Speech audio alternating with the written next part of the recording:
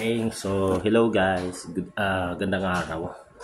Ngayon, sa mga hindi technician at gusto lang matuto ng simple wiring checking ng spin dryer motor.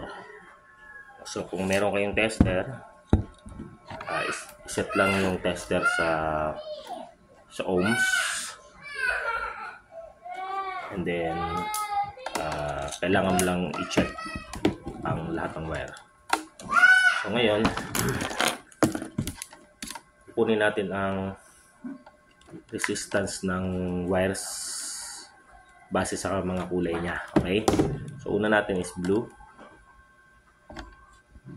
to gray. So meron tayong 0.08. So blue and gray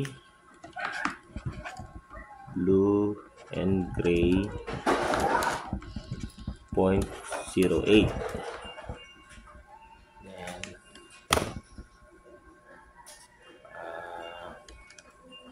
Then blue and green naman, blue and green. So meron tayong 0.15. Blue at green 0.15. So blue at green, ito gray to. So blue and green is 0.15. Okay, and then green and gray. So tapos na tayo doon. So green and gray na tayo, 0.23. Okay, kita nyo. Green at saka gray.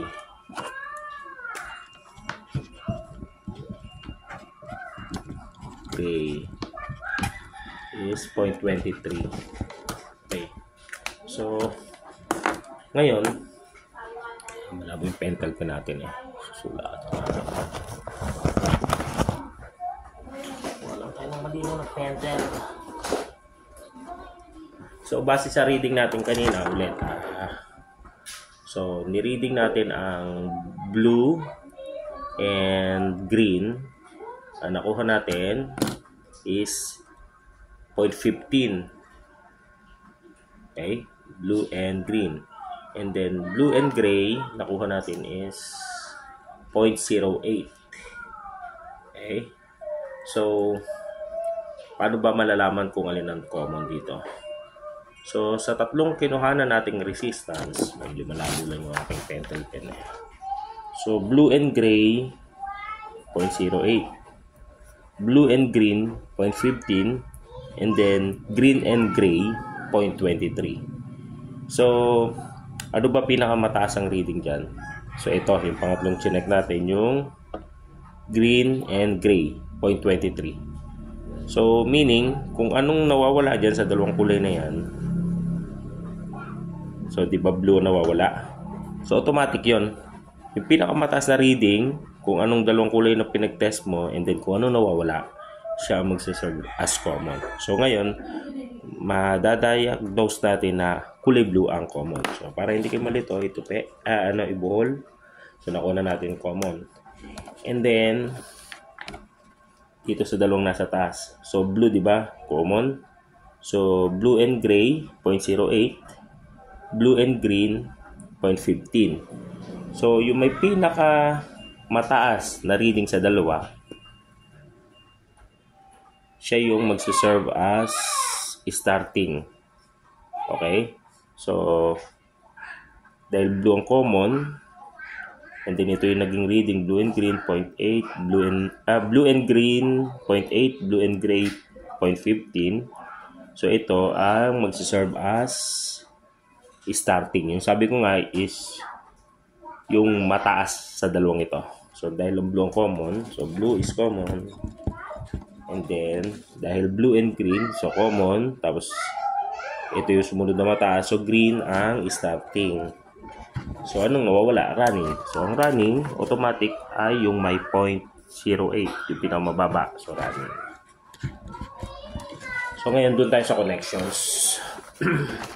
connections naman tayo na. So using capacitor, so may common na tayo. Yung dalawang wire na matitira bukod sa common is sa capacitor natin itatap. And then using a plug. Okay. So di ba common? So common. Ito kulay blue. And then para malaman natin kung saan natin itatap yung isang line, yung line 2 ay sa running. So meaning, yung running laging dun sa pinakamababang reading. So ang running natin kanina ay tumapat sa kulay gray. So dito natin siya itatap. So ngayon may napanood akong vlog na sabi niya is lagi daw clockwise yung ikot ng spin motor. So depende po yan, hindi laging ganun ang senaryo. So gusto mo ngang ma-reach ang clockwise na ikot, pero yung line 2 mo minsan pagka ganun sasala na sa ohms reading. So pangit po yon. So wala pong basihan na laging clockwise ang ikot. May mga motor na counterclockwise. Depende po sa design at sa wirings ng motor, no? So ito po na-detect ko na counterclockwise ang ikot niya. And then comparing this with other dryer na meron ako, counterclockwise yung dryer ko, stock pa po siya. So yan po yung connections niya. So ngayon, dapat po tapean pero hindi ko natitapean para lang madaling i-demo. So bago nyo po isaksak, make sure na hindi magdidikit-dikit yung inyong wires kasi pwedeng pumutok. So kuha kayo ng pang-ipit, ipitin nyo ang inyong spin motor. And then, sasaksak natin. Ito yung sabi ko sa inyo. Tama wiring connections natin. Subalit, counterclockwise ang ikot. So, okay lang po yan. So, depende nga po sa klase ng motor. Ayan po. Counterclockwise ang ikot. Okay? So, ito lang guys.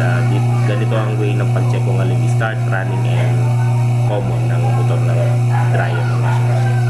Okay? So, maraming salamat. God bless you. Pa-like and share na lang po para ganahan pa ako mag-upload ng mga video na medyo may matututunan kayo. And then do sa mga technicians na marunong na nito, so still respecting your capabilities. I just want to make sure na yung hindi marurunong at yung mga simpleng tao is matuto din ng mga basic tutorial kagaya nito. Okay, maraming salamat. God bless you.